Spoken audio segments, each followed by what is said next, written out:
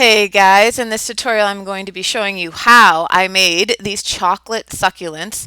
I use molds from Evil Cake Genius and I just wanted to show them to you because they are so helpful and so very cool, so easy and so worth the investment if you're going to be making cakes with succulents on them rather than um, hand forming the succulents yourself. These molds are just so cool and you can just make more and more over and over again. So I wanted to show you the tricks of using them and how I went about it. So I used candy melts. I melted my candy melts to pour into the mold. I'm showing you with my dorky little sign here. For the first 1.5 minutes, I put my microwave on 70% power, and then I took them out and stirred, and then I put them in for one more minute on 70% power. If you don't reduce the power on your microwave, you will most likely burn your candy melts or overcook them, let's say, get them too hot. If you get your candy melts too hot, then you're done. You're dead in the water because they won't be runny like this. They'll be too thick. They just won't do what you want them to do. So in between the minute and a half and the minute at 70% power, take them out, stir them really well, and then after that second time and take it out, stir it really well, make sure there's no more little bumps. If it needs a little bit more time in, that's fine, but from then on you want to go in like 15-second intervals. And your candy melt should be perfect. Okay, I'm using Artisan Accent Chocolate Chameleon colors. These are made specifically for chocolate, green and teal.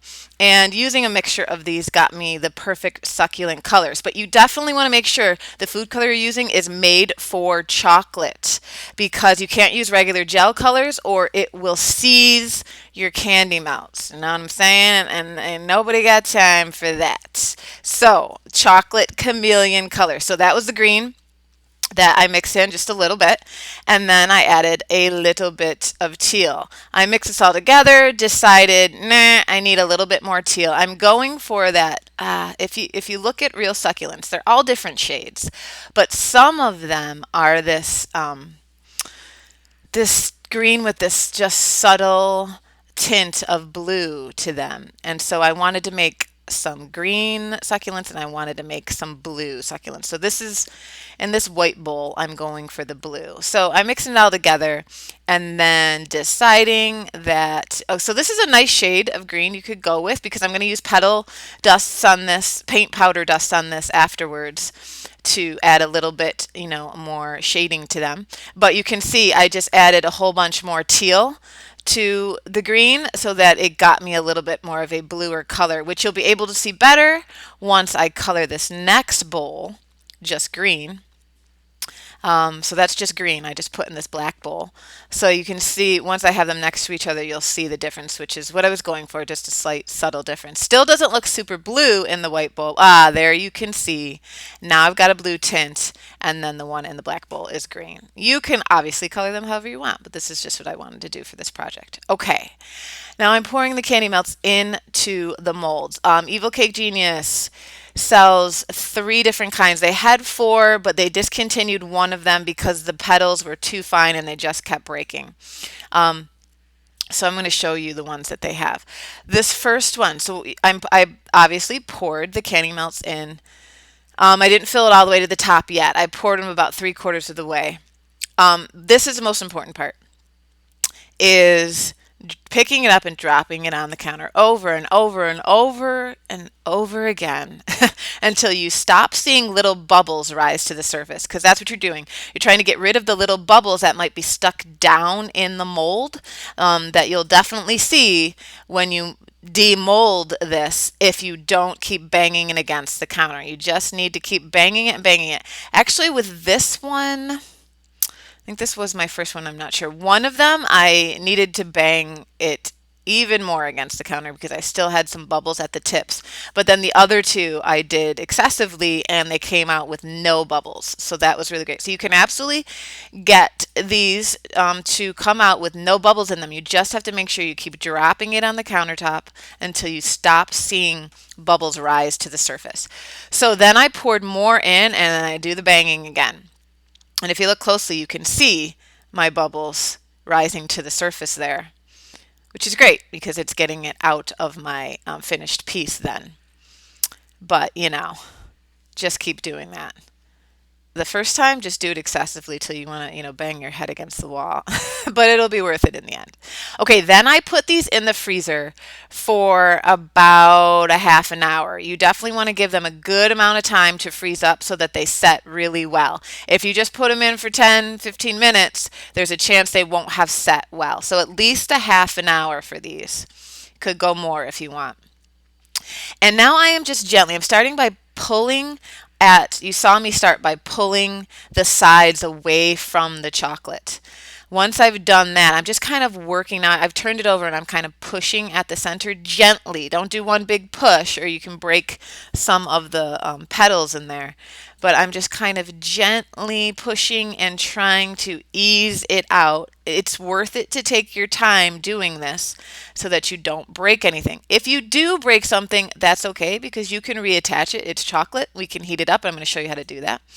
But this one came out perfectly. Now you can, not perfectly, but great. It came out great. You can see the bubbles at the very tips. That was the one that I didn't work all the bubbles out of. Had I spent a little bit more time, I could have definitely gotten those bubbles out, I think. And then here's my next two came out great with no bubbles. But start by pulling away that mold from the sides of the chocolate and then I flip it over. This is how I do it. I'm sure there's other ways, but this is what my brain wanted to do. That one, no bubbles at all, came out super great. Really loved the look of them. Just so much, easier and quicker than hand forming these. Was definitely worth it to use the molds. And then this third one um, is a little bit smaller one. And again, I pulled away from the sides and now I'm gently. Now this one of the petals broke in this because I was getting a little bit impatient and just kind of yanked at the end. Don't yank, just gently ease it out and you should be okay.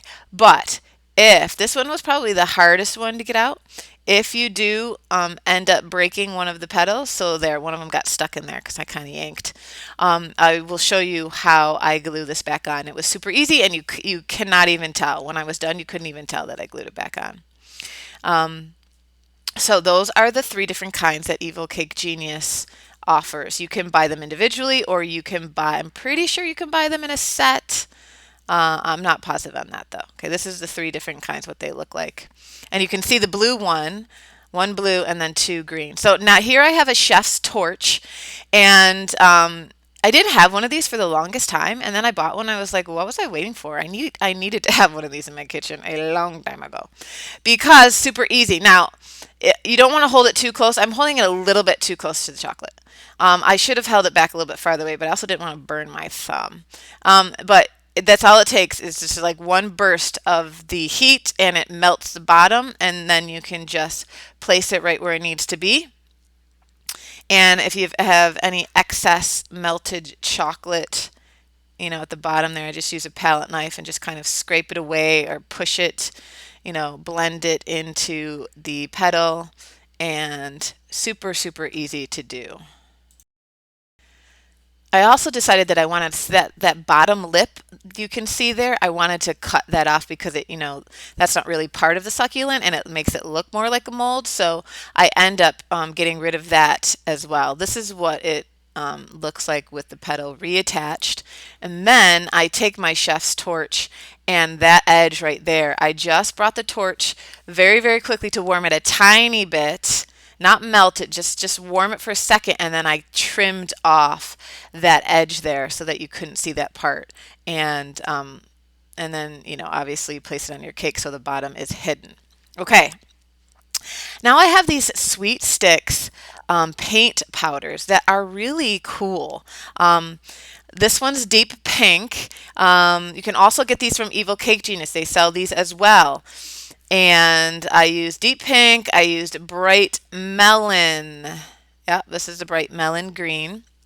These are like petal dust, edible, FDA approved petal dust. This one's teal that you can use to dust your chocolates.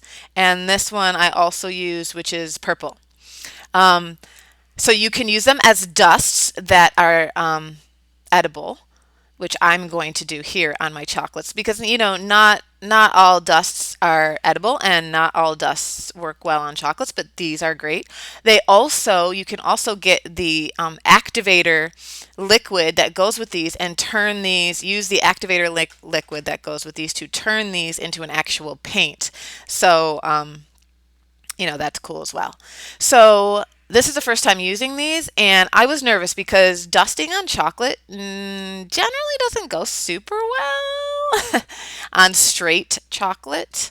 On Molly chocolate you can pull it off, but on straight chocolate doesn't. It can get really choppy. And here's the other thing. I didn't let these dry completely. When they came out of the freezer, chocolate wants to sweat a little bit on you once they come out of the freezer. So you really want to let these dry completely. Let the sweat evaporate off. And then when they're completely dry, you want to dust these. So I recommend doing these a couple days, making these and dusting them. At least making them a couple days before your finished cake so that they have time to dry. I was impatient and didn't give mine complete time to dry, but they still came out great, I thought. And looked really good on my project, looked just how I wanted them to look at my project. So I took this blue and you could see I just put it down into the crevices of this particular succulent. Not on the petals a ton. They crept up the petals a little bit on the inside of the petals, but mostly down into the crevices to give this, some shading so it doesn't look so flat looking. And then I took the purple and I just, with the side of my paintbrush here, I just kind of ran it along the top edges of the succulent petals. I was looking at some real life succulents when I did this, trying to get the same coloring. There are all kinds of succulents and all kinds of coloring on them. These are the general colors that I found with most of them, but man, I never really dove into the world of succulents, and they're pretty cool. I kind of want some real ones now. Anyway, so the purple here, you can see the purple on the edges. And again, I didn't let this dry fully, so I think that the dust would come out even more smoothly had I let these dry completely.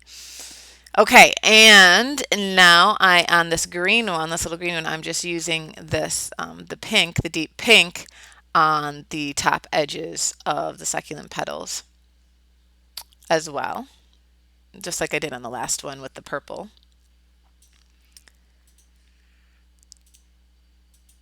And then in the center there a little bit too. And for this next succulent, I am just taking this bright melon green and putting it down into the crevices in between I guess we'll call them petals. They're a little chunky for my brain to want to call them petals, but I'm not exactly sure what they're called, so we're going to stick with that.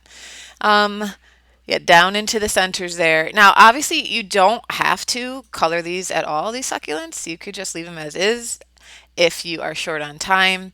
But I like giving my projects just a little bit more depth so they're not so flat.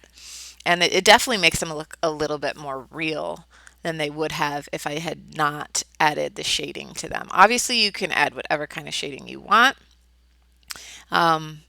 But I really liked how mine turned out. I was really happy with them. So there's the green, and then I believe I decided to take some of the pink and just add that deep down into the crevices just for a little bit more variation, a little bit of a deeper and pinker tone down in those crevices. And that was it. Super easy, fun to make. Really loved how they turned out. So I have 4 there. The top one I didn't show you because that's the one that's discontinued. Evil Cake Genius no longer sells that one because it's too hard to get it out of the mold. I had to definitely reattach a bunch of the petals on that one. But those bottom 3 are on the Evil Cake Genius website. I will have a link to that on this tutorial post on cakeheads.com. And the link to the dusts, the paint powders, as well. I use these succulents on this frog moss cake project that I show how to make the frog and the moss and everything in that project over on cakeheads.com. For members, if you are not a member and want to come join us, we'd love to have you. We have a ton of fun. We have a big community group of members that we all help each other. We troubleshoot, we answer each other's questions, we share our work, all kinds of fun stuff. And then you get access to every single thing on the website, all the tutorials, all the lives, all the recipes, all of the fun stuff. So come on over and become a member if you're not already. We'd love to have you with us. Thanks for watching. See you later.